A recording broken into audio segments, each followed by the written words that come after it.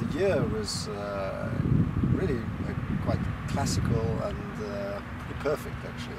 We had a good summer and then an absolutely fantastic month of September, which enabled us to get the Cabernets perfectly right. It's always the heart of Pichon is Cabernets that come from these old vines that we're standing in right now.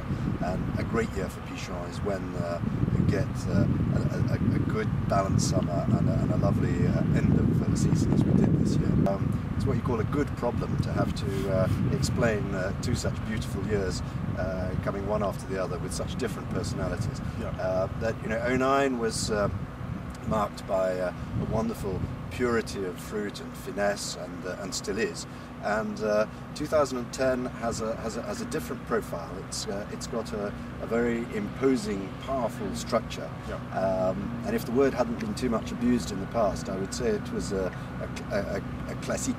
But it's a grand classique. Yeah. It really is.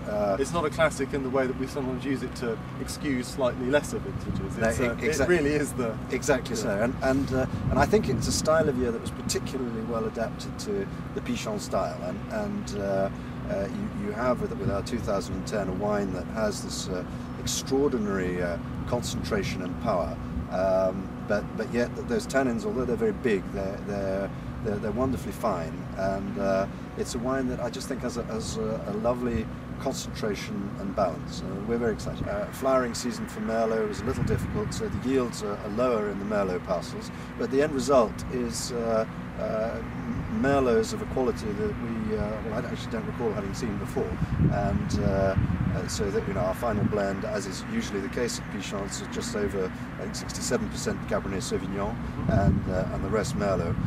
Of course, as always, Cabernet is the heart of the whole thing, but the Merlots this year were spectacular.